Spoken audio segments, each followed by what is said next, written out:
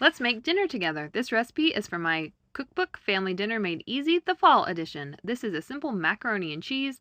Gonna get your water boiling. It's gonna take about 5 minutes. While your noodles are cooking, and they should take about 10 minutes to cook, you are going to prepare what you need to make the macaroni and cheese. So this is not a traditional mac and cheese. We're not making a roux with butter and flour.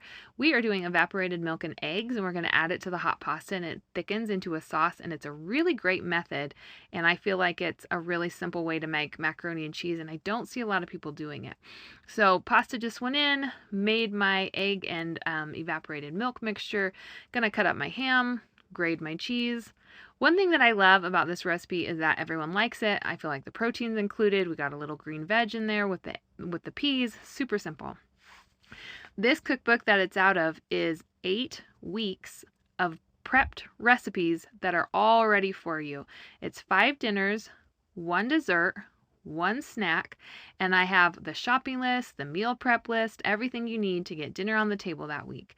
You can use the book like a traditional cookbook, or you can say, yeah, I'm going to make all 5 of these dinners this week, and they're already planned for you. This is one of our favorites. It comes together in about 20 minutes, like I said. Super easy. The noodles were done, the peas were in there.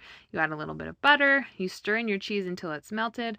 Look at that. Ooey gooey, one pot, super simple.